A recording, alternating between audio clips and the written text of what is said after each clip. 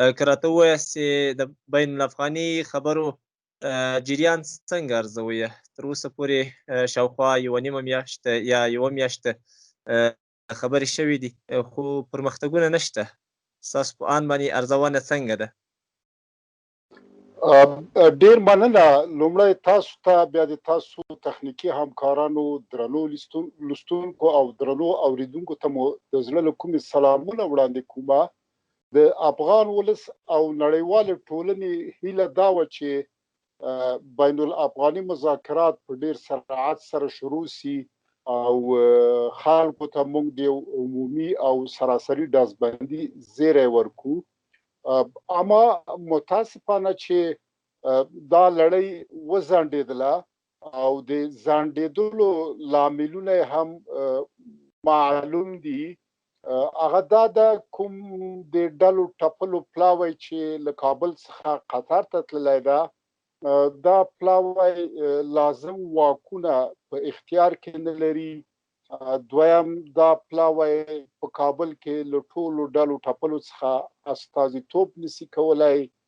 دریم، دا پلاوی په خپل مابین کې همغږي نه لري. او څلورم، دا پلاوی د کیفیت له لحاظه او ظرفیت له لحاظه په ټیټه کچه کې ده. او پنځم، دا پلاوی نن یو څه وایي په خبرو کې او سبا بل څه وایي. او له بلې خوا څخه ارګ په صادقانه ډول باندې د سولې خبرو ته ژمن نه ده. په همدې ترتیب د دوی هغه ډلو ټپلو پلاوی چې اوس په قطر کې اوسېږي، زیاتره کسان هم نه غواړي چې بین الافغاني مذاکرات مخکې ولاړ سي. نو دغه او دغسې نور لاملونه د دې باعث او علت ګرځېدلي دي چې د بین الافغاني مذاکراتو هغه مقدماتي او تخنیکي خبرې وځنډېږي. او دا ده چې څه د پاسه 1 میاشت کېږي چې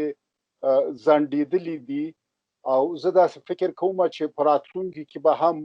په خبرو کې د دغو ډلو ټپلو له پلاوي سره ستونزې موجود وي. مننه کوم. تاسو یادونه وکړه چې ډلو ټپلو پلاوی او دغه راز دا پلاوی کوم صلاحیت نه لري او یا نه غواړي چې سولې ته ژمنتیا نه لري، نه غواړي چې دا سولې خبرې مخته لاړې شي. لامل یې څه کېدای شي؟ ولې؟ لاملونه معلوم او څرګند دي.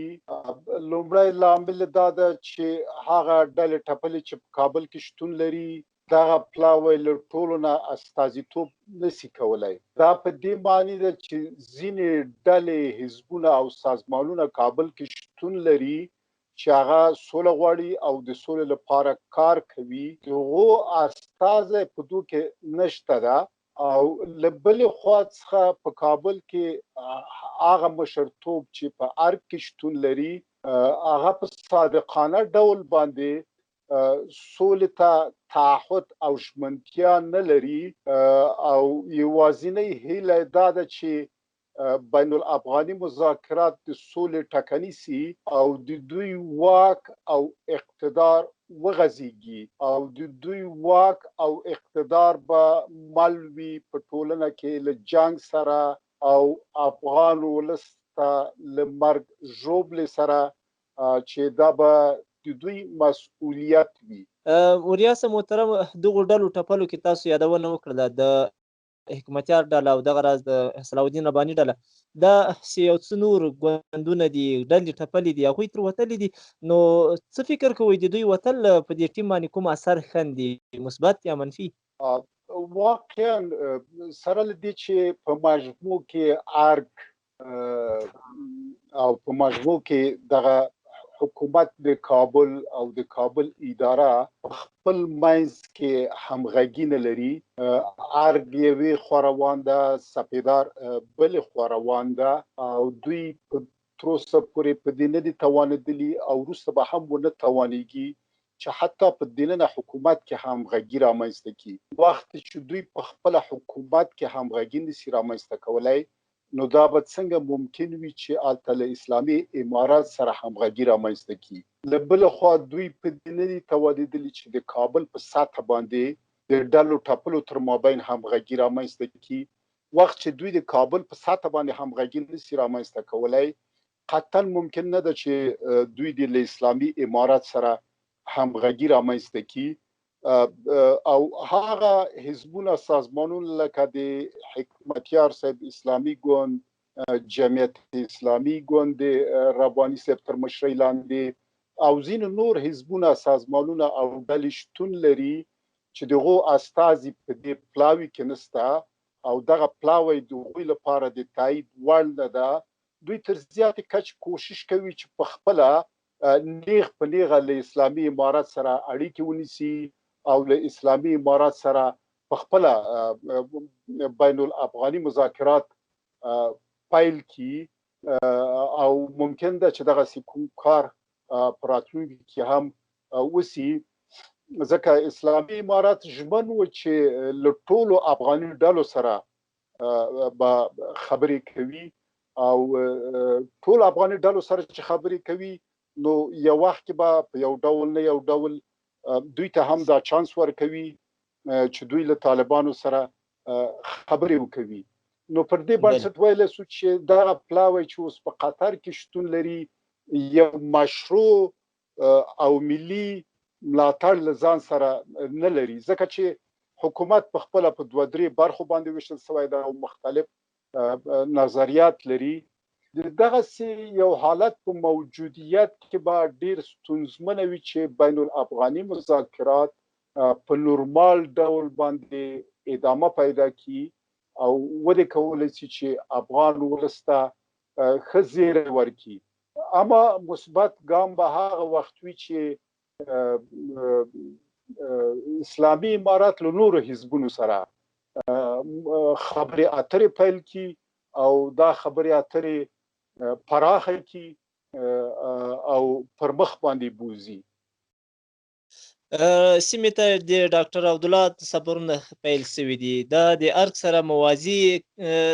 عمل دا برخورد او که د ارګ په خوښه باندې سفرونه پیل شوي او موخه یې څه کېدای شي؟ ګوره چې ډاکټر عبدالله له ارګ سره اختلاف د نظر لري. ډاکټر عبدالله تر یو حده کوشش کوي چې د قطر د سولې لړۍ سره یو څه ناڅه همغږی سي، اما ارګ کاملا مخالف ده او د خپل د اقتدار اوږدوالی غواړي. پر دې بنسټ باندې دغه سفرونه تر زیاتې کچې پورې له ارګ سره همغږي او هماهنګ نه دي او په څنګ دې کې ویلی سو چې دغه سفر هندوستان ته کېدلی سي مثبت پایلې ولري او مثبت پایلې دا دي چې د دوی د بهرنیو چارو وزیر د بین الافغاني مذاکراتو په هغه اوله غونډه کې خبرې وکړلې، دا د دوی یو مثبت ګام و او په عین زمان کې کوم لاند خبرونه چې نشر شول د ډاکټر عبدالله له سفر څخه هند ویلي چې دوی د افغانانو په مشرۍ باندې د سولې لړۍ نه ملاتړ کوي، مګر زموږ لپاره دا کفایت نه کوي. هند باید ووایي چې له تیرو تیروتنو څخه درس اخیستلی او هغه تیرې تیروتنې بیا د افغانستان په جغرافیه کې نه تکراروي او هند باید لکه امریکا غوندې ووایي چې نور د افغانستان په کورنیو چارو کې مداخله نه کوي. دغه دوه خبرې تر اوسه پورې هندوستان نه دي کړي، یعنی تعهد نه ده سپارلی په دې هکله چې تیرې ترخې تجربې به نه تکراروي او بیا به د افغانستان په کورنیو چارو کې مداخله نه کوي. خو زه فکر کوم هند به لږ وخت ولري چې خپلې پالیسي ته ورو ورو تغییر ورکړي او ځان له اسلامي امارات سره همغږی کړي او هندوستان بله لاره نه لري غیر له دې چې له طالبانو سره ځان همغږی کړي او د سولې لړۍ سره یو څه ناڅه یو ځای سي. اما افغانان وخت لري، هند ته کولی شي دا چانس ورکړي او هند کولی شي خپلې مشروع ګټې د افغانستان د ملي ګټو پر بنسټ باندې په راتلونکي کې په افغانستان کې ولري او همدغسې چې ډاکټر عبدالله نورو هیوادونو ته هم سفر کوي دی به زیات زیار وباسي چې دی له نورو سره ځان هم غږی کړي او د ځان لپاره ملاتړ کوونکي ترلاسه کړي نو پر دې بنسټ سره ویلی سو چې فقط په اوسنۍ شرایطو کې یو ایران او بل هم یو څه هندوستان د سولې په پروسه کې د سولې په لړۍ کې ټاکني دي مننه یو څه چې د مذاکراتو پروسه خنډنې کړې او له ځنډ او خنډ سره مخ کړې دغه د مذاکراتو د بنسټ خبره ده طالبان وایي چې امریکا سره د سولې تړون هغه باید بنسټ وي خو د افغان لوري ټیم وایي چې نه قرآن او سنت د بنسټ یا د بشر حقوقو اعلامیه او یا د لوی جرګې مشورتي جرګې پریکړه لیک او یا د دوی او امریکا ګډه اعلامیه نو د دواړو لورو موخې څه دي او حقوقي پله د کومې لوري درنه ده د قطر د سولې هوکړلیک د نړۍ په کچه باندې ډیر لوړ ځایګی لري او د نړۍ او په ځانګړي ډول د اسلامي کنفرانس او د ملګرو ملتونو د سازمان لخوا څخه بشپړ ملاتړ ځان سره لري او د نړۍ مختلفو هیوادونو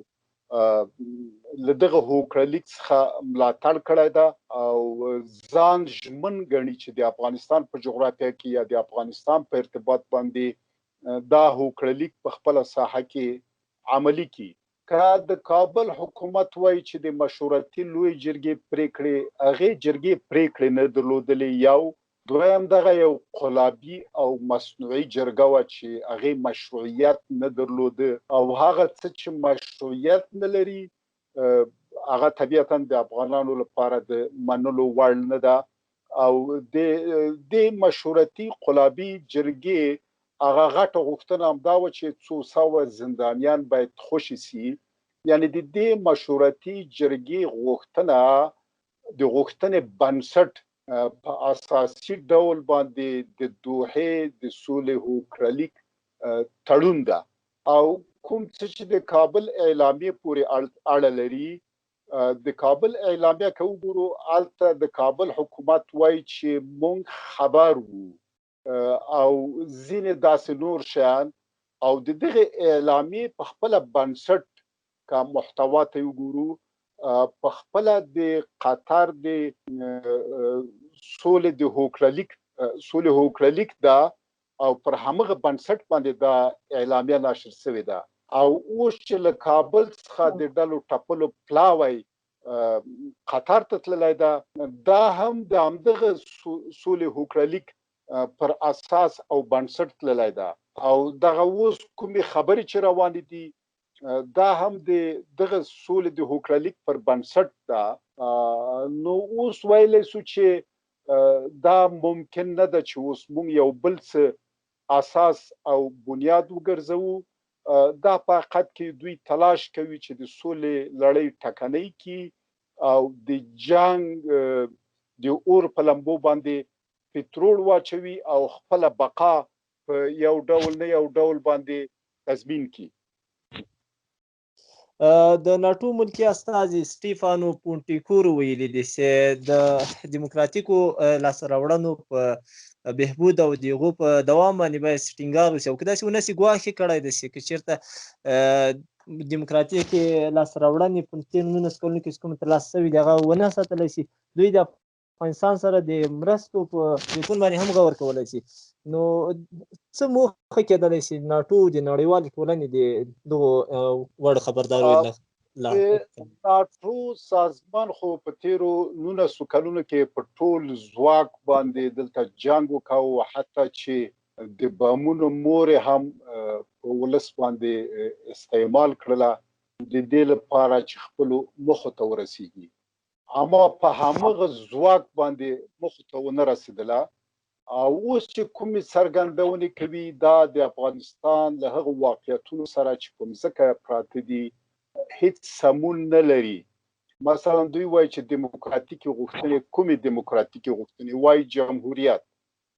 تر اوسه پورې موږ په افغانستان کې د رایو پر بنسټ باندې د ولس د رایو پر بنسټ باندې ولسمشر نه درلوده. تر اوسه پورې د جمهوریت د اصولو پر بنسټ باندې یو ولسمشر د 4 یا 5 یا 6 کلو په خاطر باندې نه د انتخاب شوی.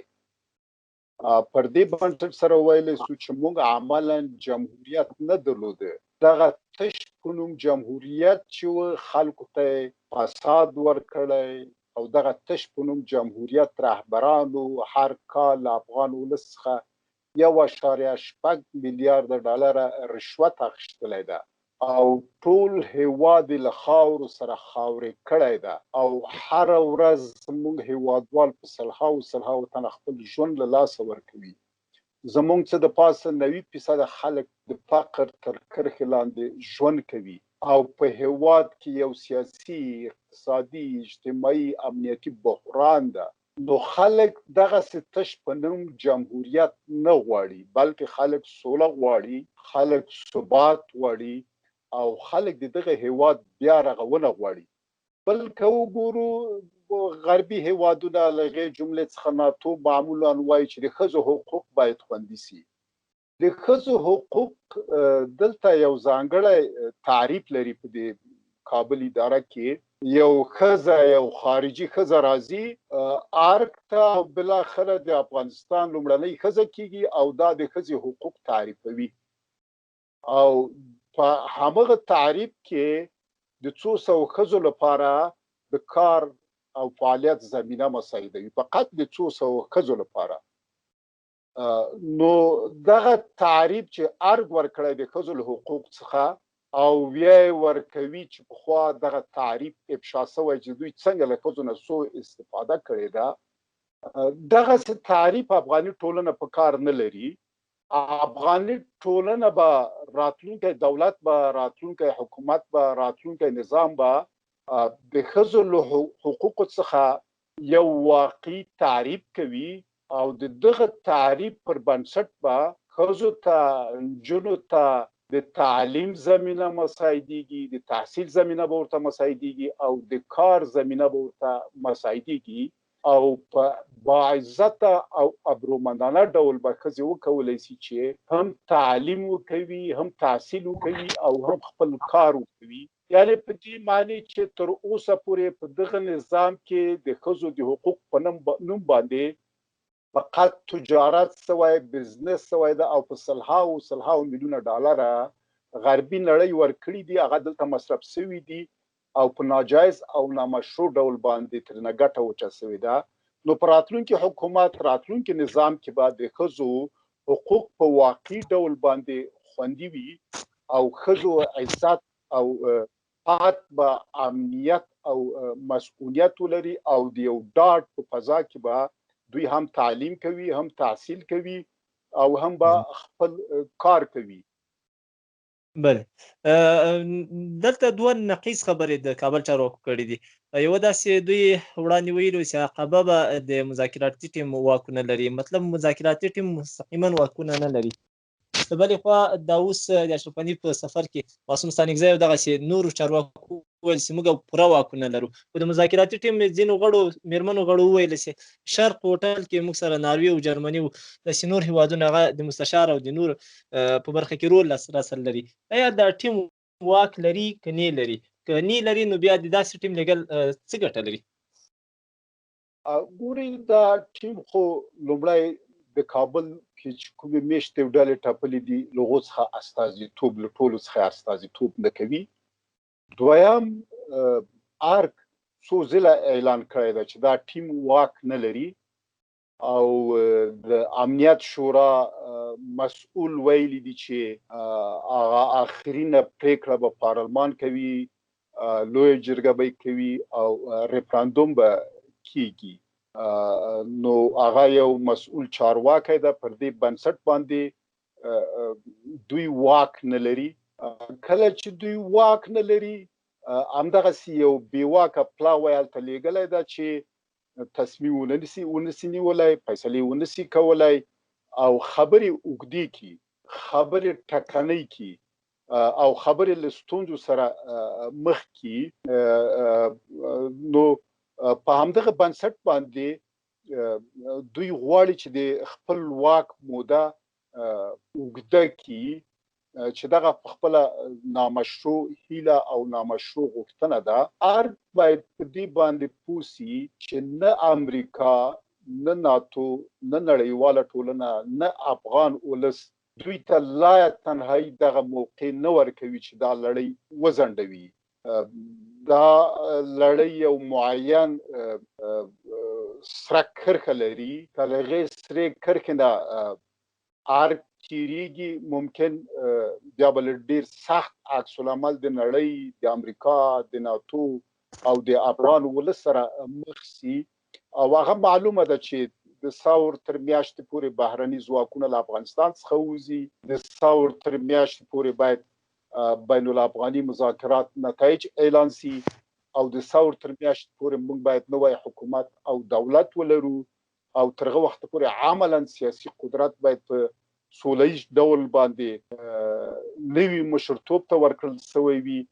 په دغه موده کې ارګ باید خپل کورني دندې او وظایف سر ته ورسوي. که سر ته ونه رسول خو بیا لرې له امکانه نه ده چې ښاغلی پمپو به یو تلیفون ورته وکوي او د ارګ چارواکي به بیا بیرته امریکا او جرمني او انګلستان ته وغواړي او ارګ به خوشي کړي. دا به بیا آخرینه خبرې چې امریکایان ورسره وکوي او افغانان هم کولی سي دې ته ورته کړنې سر ته ورسوي. افغانان په دې پوه سي چې نور زیاتي ارګ ته آخر د خط ته رسېدلی او تر آخرین حده پورې دوی د سولې په وړاندې ولاړ دي. بیا کولی سي عادي یو سوټی راواخلي، له ارګ څخه دا مشران وباسي او په خپله واک ونیسي. ډیره زیاته مننه محترم اوریا صاحب، داسې موږ ته مو وخت راکړ دومره مصروفیتونو سره، زیاته مننه. تشکر، تاسو نه مننه، د زړه له کومې مننه.